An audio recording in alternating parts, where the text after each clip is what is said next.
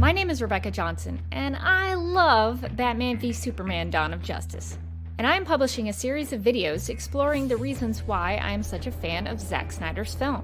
In this series, you'll find my thoughts on topics that matter to me, like Larry Fong's cinematography, character analysis on Lex Luthor and Lois Lane, the Christian imagery, what I find hopeful about the movie, and yes, I'll address the critical reception. So if you're interested in any of those topics, I hope you will get something out of this series and find out why Batman v Superman: Dawn of Justice has had such a profound, heartfelt, and inspiring impact on my life.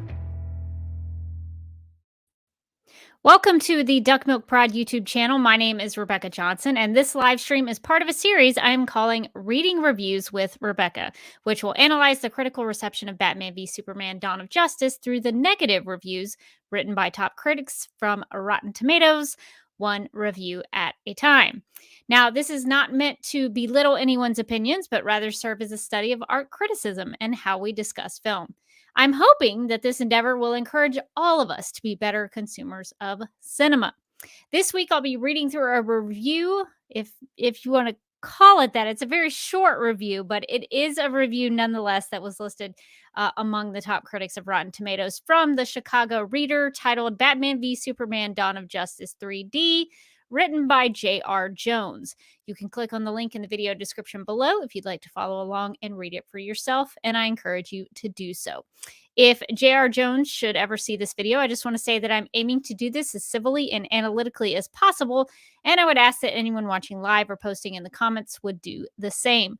I'm simply taking a look at the criticism for and of BVS now from an historical perspective and point of view, given that these reviews were used by Warner Brothers in their decision-making process regarding the DC Extended Universe.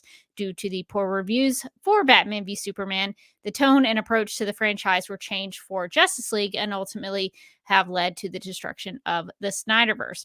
Now, before I get into JR's thoughts, I'm sure there are people who might be out there watching this thinking, this is a film critic for a major news outlet who's included on Rotten Tomatoes. Who cares what you have to say, Rebecca? And look, I get it. I'd be asking the same question. I think it's a fair question. So, in order to let you know more about me, I have a little video that will explain some of my background and some things that I can bring to the table. I graduated from the University of Alabama, Roll Tide, with a degree in telecommunications and film and a focus on broadcast television production. While I've never been to film school, in my television and production experience, I've learned about and have lots of practice in operating cameras, shot composition, and editing. Lighting, green screen, and audio are my weak spots, admittedly, but I've been working on those. After working in local TV news, running cameras, and working in production, I got a job at Turner, now Warner Media, or whatever they're calling themselves now, for 14 years. I worked with networks, or brands as they call them now, like TBS, TNT, Adult Swim, Cartoon Network, Boomerang, True TV, and Turner Classic Movies as a video encoding specialist. I also did a fair amount of closed captioning work and DVD and Blu-ray QC. In case you are wondering how I podcasted about Supergirl and the DCEU films while working for a Time Warner company, I actually got permission and clearance from my human resources representative. If you think I wouldn't criticize stories that were under the same corporate umbrella, that was never a problem nor a concern for me. If I thought the Supergirl TV series or a DCEU film had faults, I said so. In the last 17 years, I have served as a director, technical director, and camera operator at my local church in a live production capacity. I've been a video editor for 17 years, having worked in Avid, Final Cut, and Premiere Pro CC. In my day job, I shoot and edit news and documentary-style video content that involves interviews and narrative storytelling. I'm also currently an amateur photographer and am aiming to improve my efforts in still photography. You can check out my work over at Instagram at @TheDerbyKid. Link is in the video description below. While discussing these film reviews, music and film scores will inevitably come up. It may be good to know that in my life, I have played piano, handbells, clarinet, bass clarinet, bassoon, acoustic guitar, and have even started learning how to play the ukulele. I've played in marching bands, symphonic bands, and wind ensembles, and have sung in many choirs. While I don't consider myself a world-class musician, far from it, actually, I do know some things about music and am a big fan of film scores and soundtracks. In addition to my production and musical experience, I have had lots of experience in art criticism. I've been podcasting about television and film since 2009 and do so on a regular basis with Supergirl Radio, a podcast I co-host about the CW Supergirl TV series. I am also a writing contributor to the Justice League Universe podcast that offers analysis on the DCEU films. You might even hear my voice occasionally in recordings and audio commentaries over there. I'm not an expert, but I care deeply about film, television, storytelling, and art. So I hope this gives you a background on where I'm coming from. All right, now that we've gotten that out of the way, let's get into J.R. Jones's review. So one of the first things that we do here on Reading Reviews with Rebecca is look at the title. This one is titled Batman v Superman: Dawn of Justice 3D. So my first question when I read that is this going to talk about Batman v Superman being released in 3D? I think I may have seen it. But back when it came out in 2016, I saw it 15 times in the theater, and I tried to see it in every possible way that it was released. I saw it in 2D. I saw it in IMAX. I believe I saw it in 3D. I may have seen it in IMAX 3D if that was available. So I want to say, if my memory serves me correctly, and I tried to do a Google search to verify that, but I believe that Batman v Superman: Dawn of Justice was released in 3D. And I actually now that I'm thinking about it, I do remember watching it in 3D because there was sometimes those 3D versions of them aren't as great because if they're not made for 3D, sometimes it really isn't worth it. I like to go see 3D films that are created specifically for 3D. But I do remember one shot that I thought was really cool in 3D, and it was during the opening sequence with the Martha and Jonathan, different set of Marthas. It was the Wayne murders at the beginning with the gun. That was pretty cool in 3D. So now that I'm talking about it, things are starting to come back. So I'm pretty sure, if my memory serves correctly, I did see it in 3D. So this review could possibly be talking about the experience of seeing Batman v Superman: Dawn of Justice in 3D. That would actually be a really cool article. I'd be interested in reading to hear what someone thought of that experience and what the pros and cons of that would be. We'll have to see if that's what this review is talking about. We'll try to, after we finish up, we'll go back to that title and see if that title was an appropriate title for this review. So let's actually get into the meat of this review here. So after the title, it says, this is how it opens. It says, quote, "Not as bad as Bush v. Gore, but close," unquote. We recently also looked at the New York Times review about Batman v Superman: Dawn of Justice, which had a similar opening with a political versus comparison. That article or review was written by A.O. Scott. But unlike A.O. Scott's writing, this review from the Chicago Reader drops one example and then just leaves it here. At least with A.O. Scott over at the New York Times, talked about different political versus comparisons and sort of built up to it and made it part of the review. But here, there's a drop of Bush v. Gore, which, if you don't know, was the presidential election from the year 2000. So this would have been a 16-year-old reference by the time this was released. This film was released and this review was released. So I don't think that's a really strong start. I understand why that comparison's made up at the top, but it's just kind of put there and then left alone. And it's also a 16-year-old reference. At least the ones from the New York Times review, they were more relevant to the time period. I still think it's kind of silly to bring in real world comparisons to a film review unless the film acknowledges them in the story.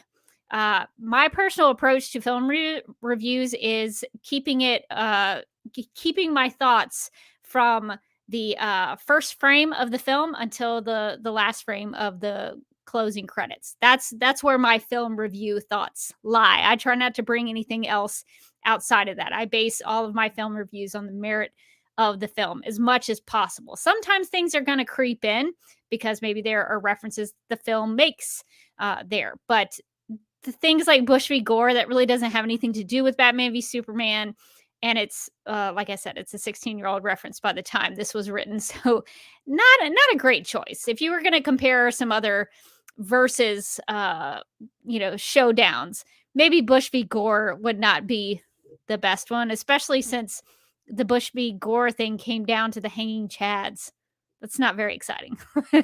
So personally, I don't think that's a real strong start for this review. Okay, going on.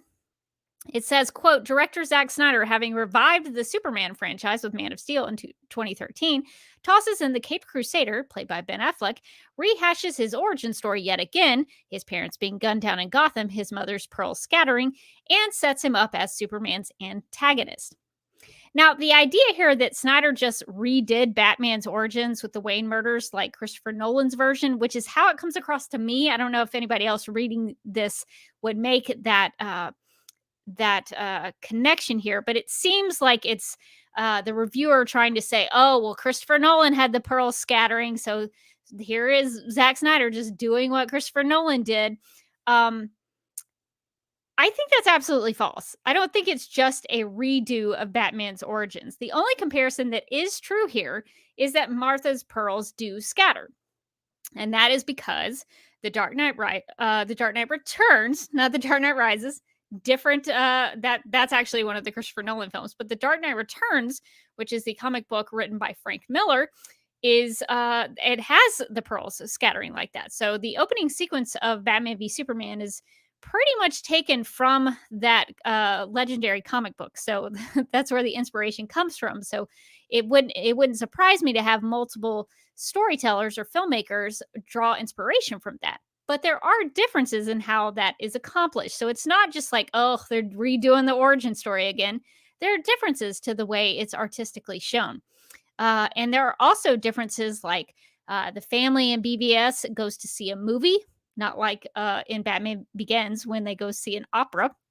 The Waynes actually fight back in BVS, and in Nolan's version, they really don't. And this reviewer here with the Chicago Reader completely skips over an important moment that is set up so that when you do get to Batman being Superman's antagonist, it will pay off later when you have John. I keep saying Jonathan. I keep wanting to say Jonathan Wayne, but Thomas Wayne. When he is dying and he says Martha, it's a big moment. It's not just retelling Batman's origin, it's setting up his character arc in what is going to happen later on in the film. So that's a very big difference, and there's not even a mention of that here. And I know they don't want to spoil things in these reviews, but there could be at least some acknowledgement that yes, it's a retelling of Batman's origin story, but it's done in a different way, and it's done in a very beautiful, artful way. So I think that's strange that it wasn't mentioned here. Let's see. I'm going to stop here for a second because this is kind of a short one. So I'll hop in the chat and just see where everybody is. Dennis says he threw it in there to sound smart. I think this is in reference to the political comparison of the Bush v. Gore at the beginning, but just ended up being an outdated joke. Yeah, I think I get where he's going. It seems to be a common thing that a lot of these reviewers wanted to do because it is Batman v Superman. So they kind of want to, put the versus aspect of the film and the story in these reviews. But I don't know, Bush v. Gore, this is not a great comparison, really, especially since that was decided by the Supreme Court, if my memory serves correctly. So it's not, and well, I guess that, maybe I'm wrong. Maybe that's he really thinking deeply into the layers of that because in BVS we have the Senate hearings and all of that, so maybe that's maybe it's a deeper comparison than any of us here are giving it credit to. And then Dennis also says the origin story was 5 minutes long, is the most comic accurate to date, and doesn't even do the entire origin story. That's a great way to look at that. I think it's actually a very faithful adaptation of the Frank Miller depiction in The Dark Knight Returns.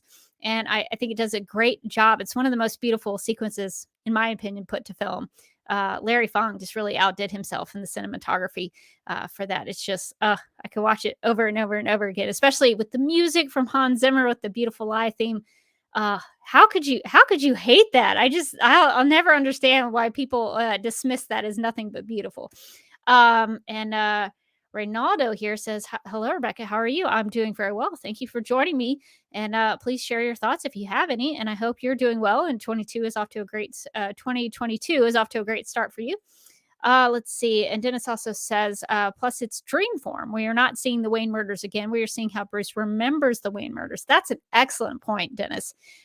Very, very good point, especially when you when you're watching it. I guess I should say when I was watching it. I don't want to speak for anybody else, but I think there's a trick that's being pulled on the viewer when you think it's a straight retelling of the Wayne murders, and then you see the pearl drop below, and it kind of hits the hand of young Bruce Wayne, and then we see the bats carrying Bruce up, and there is a moment where the voiceover calls it, the beautiful lie, and the bats taking him to the light. So I think it's a really good cinematic trick in a way, because it makes you think one thing and then it reveals it to be another. So I think that's a really clever way to do it, in my opinion. And so I think that's a really good point about how that separates it from other retellings of the Batman origin and the Wayne murders. Let's see. And David says, "Got to go to work early tomorrow." I get it.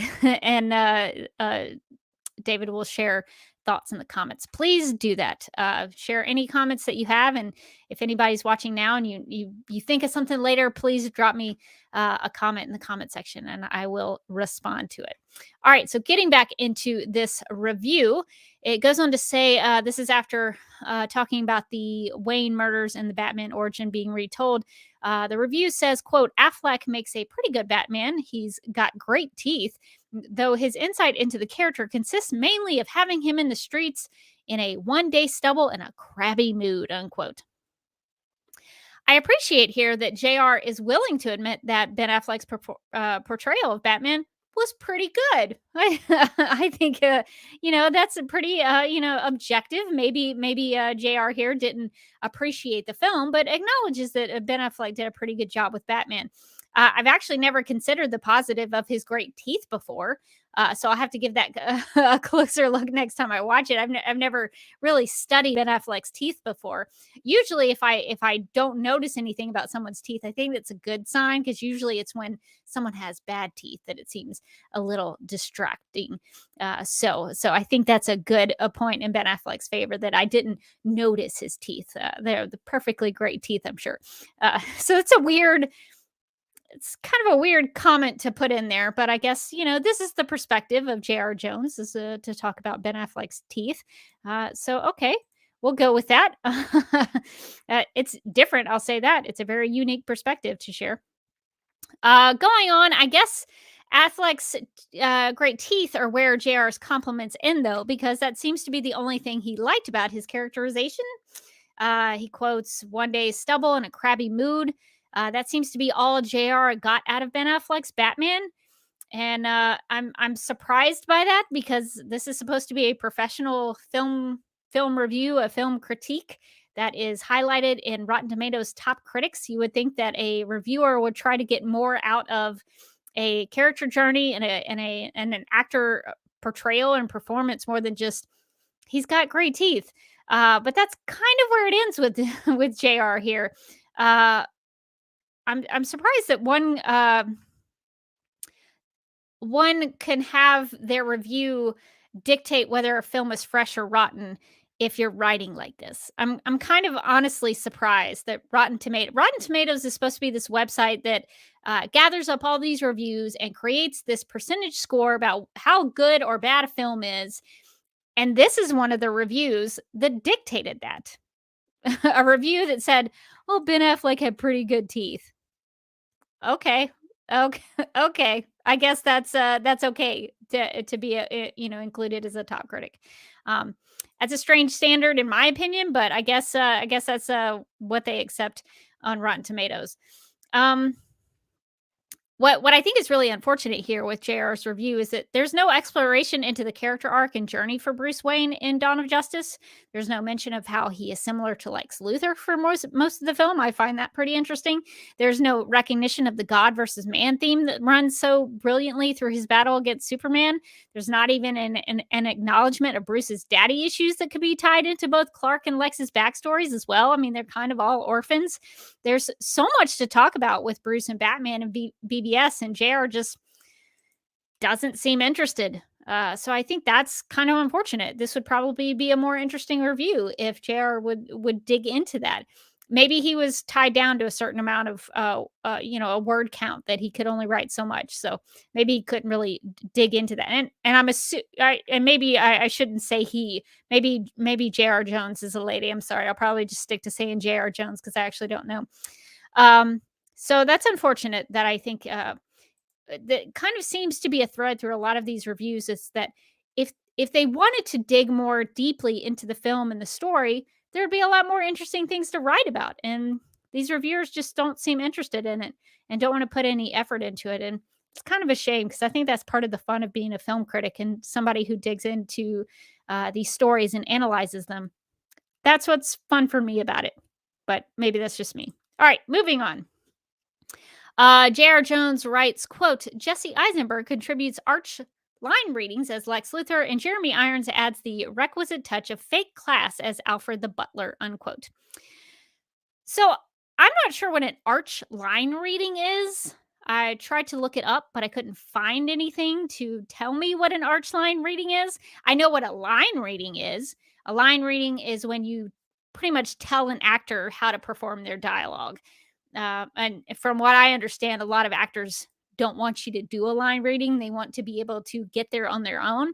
But I guess some actors do need a little bit of help. I know when I was trying to be an actress for a friend of mine, Bill Meeks, for his comedy drama, his dramedy podcast called The Fakest, which is great and hilarious, not because of me, but because Bill's writing is so good. Check it out, thefakest.com. But when I was doing that, sometimes I would need Bill to help me get those performances because I'm not an actor. So I would need some assistance to say, Bill, how do I need to get this? How do I need to say this? So that's kind of what a line reading is that Bill would give me the performance of the dialogue back to me and I'd be okay. I get what you're trying to go for.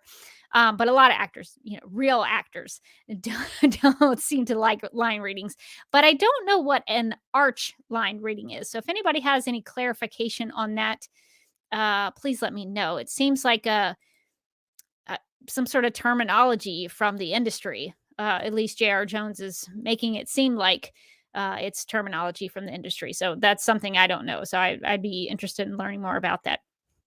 The review also mentions the term fake class. And my question about that is what seems fake about Jeremy Irons as Alfred? I thought he did a great performance that was very authentic.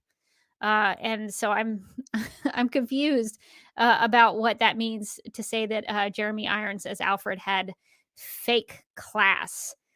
Um, I'm not sure what that's referring to. So that would be one of my questions to J.R. Jones is what do you mean by that? All right, to continue on, and this is actually the ending of the review, so we're actually getting to the end very quickly. so why don't we just get to the end, and then I'll hop in the chat and see what others want to share. All right, so this is the last bit of the review. Quote, this is being billed as the second installment in a DC Comics Extended Universe franchise, with 2 more sequels to follow and also spinoff features for Wonder Woman, Aquaman, and The Flash, all of whom appear here. When the DC Universe goes to war with the Marvel Universe, we'll know the end times have arrived, with Amy Adams and Diane Lane, unquote. This last paragraph has absolutely nothing to do with the merit of the film. It's all factual. It is the second installment in the DCEU. It does have sequels that follow. Wonder Woman and Aquaman all got solo films. The Flash is eventually going to get a solo film. So those are all factual things. So that's not incorrect, but it has nothing to do with the film. This is not a film review. That's just stating facts about the film. So that's not really telling you if the film is good or bad. It's just telling you facts surrounding the film. And I'm a little disappointed at the end of this because there was never a payoff about the 3D aspect from the title. Why put 3D in the title of this if there's no mention of the 3D? That's strange to me. I don't understand why that's there if you're not going to talk about the 3D. I'm also not sure I understand the last sentence that says, "quote with Amy Adams and Diane Lane," unquote. What do Amy Adams and Diane Lane have to do with anything? Is this reviewer implying that the two actresses are an afterthought? Is it tying it into the DC universe going to war with the Marvel universe? I don't know. It's a it's a really strange way to end this review. Uh, if you want to call it that, I don't know if this is actually a review or not. The word count, I calculated it out. It totals out to be 169 words. That's that's not a lot of words. You can't really review a film with 169 words. So, I don't know what any of that means. I think it's a strange way to end a review. So I didn't really get any real value out of that. I have more questions um after reading it than I did before. Like it didn't answer any of my questions. It didn't bring any value to me reading this. So I have to say this is one of the weaker reviews that we've gone through. Some of the reviews I don't agree with them, but at least some of them are written pretty well. They have some structure to them. This one is quite short. Not that you can't say something in 169 word count that can be meaningful and beneficial to the reader. I'm sure there are people who can really make those 169 words count for something. But this here, I think, is pretty weak in terms of the reviews that we've gone through, and it's a little disappointing because I'm sure it could have been better. I hope that J.R. Jones has written more than this. I mean, it's basically just a paragraph. I don't know. If I was reading this to get a review of a film, you're not really getting anything about the film. You're not getting anything about the performances. You're not getting anything about the music. You're not getting anything about the story. It's mostly just there to fill up some space, it seems like. So I think that's unfortunate. Anytime there's a review where it doesn't go into any analysis of the film and the story, I think that's kind of unfortunate in my opinion. Okay, well, I'm gonna hop into the chat since I mean, this is a pretty quick one. There really wasn't much to this review, so I'm gonna go in the chat here and see what the comments are. Let's see. Yeah, Dennis makes a mention of Rotten Tomatoes having a 76 percentage score for Forrest Gump. That is wild to me. Forrest Gump is one of the best films ever made. Is it because it's set in Alabama? Is that it? I have a feeling there's like an Alabama bias there. Having lived in Alabama for a large majority of my life, I take great offense to that. Forrest Gump, one of the great characters in all of literature, because it started out as a book, and film, because it was adapted from the book. Forrest Gump is such a well-made film and has such a great storyline, and Forrest Gump is such a good character, and that's so weird to me, but thank you for bringing that to my attention. I had not looked at the percentage score for Forrest Gump. So, wow. That's wild to me. 76. That's all it gets. Crazy. And Forrest Gump actually like has one of the greatest soundtracks ever because they have all those great songs from the 60s and the 70s. Man, that stuff is good. Yeah. Strange.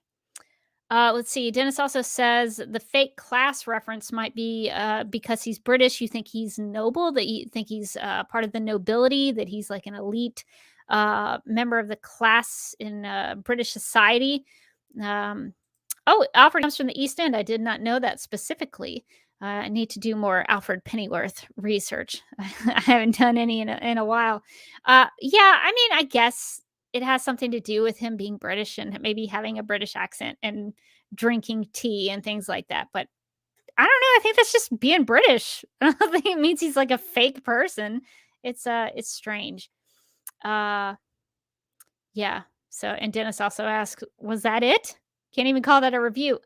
I'm bewildered. I'm honestly bewildered. A lot of these reviews seem like they write a lot, but they don't really say anything. But at least they have some length to them to justify them being a review. But here, this is a 169 word paragraph that really doesn't say much of anything at all. And that's disappointing.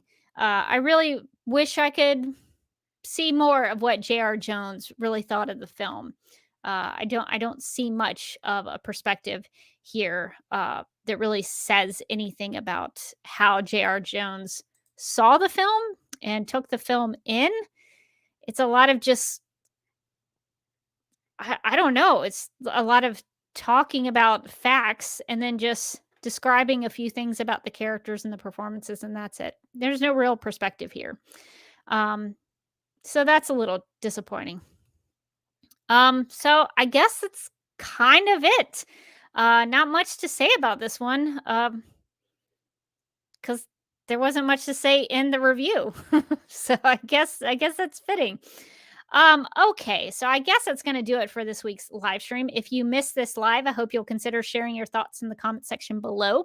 If you ever have any questions about when I'll be live, just check this YouTube channel, youtube.com/duckmilkprod. I'll be scheduling streams in advance when I am available, so you always know when I'm going to go live. And if you have a BBS review that you'd like to share that you think is well written or adds value to those who read it, please share it in the comment section, and I'll make sure that I link it in future videos so that everybody can see it. That would be a great way to share reviews that you think are beneficial to other people. And before I go, I just want to make viewers aware that for a little while I've been raising money for the Breast Cancer Research Foundation of Alabama. So if you are so inclined to give, there's a link to my donation page in the video description of this live stream. I am personally a breast cancer survivor, and my mom actually is also a breast cancer survivor. And so breast cancer research is very important to me personally, and this cause and organization mean a great deal to me because I know what it's like to be part of research for breast cancer. So I think it's very important. So I just wanted to put that out there in case anyone wanted to give. And if you do have the chance to donate, I do thank you for your support, and I appreciate you considering that. So I just wanted to mention that because I have the ability to raise some funds. So I just wanted to put that out in case anybody wanted to support. All right. Well, I am going to just wrap up this live stream. Not much to it this week, but thanks to those who joined me. And please share your comments in the comment section if you have any other thoughts.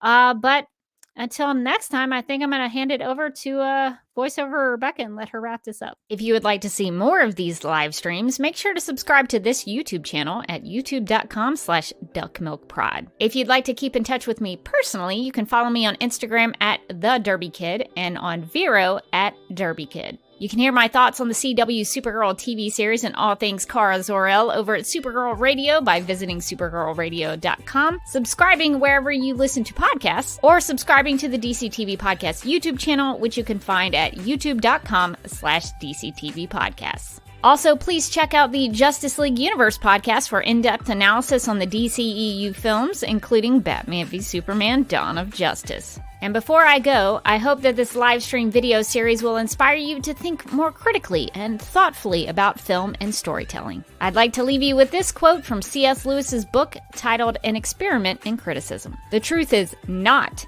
that we need the critics in order to enjoy the authors, but that we need the authors to enjoy the critics. My name is Rebecca Johnson, and I love Batman v Superman: Dawn of Justice. And I am publishing a series of videos exploring the reasons why I am such a fan of Zack Snyder's film. In this series, you'll find my thoughts on topics that matter to me, like Larry Fong's cinematography, character analysis on Lex Luthor and Lois Lane, the Christian imagery, what I find hopeful about the movie, And yes, I'll address the critical reception. So, if you're interested in any of those topics, I hope you will get something out of this series and find out why Batman v Superman: Dawn of Justice has had such a profound, heartfelt, and inspiring impact on my life.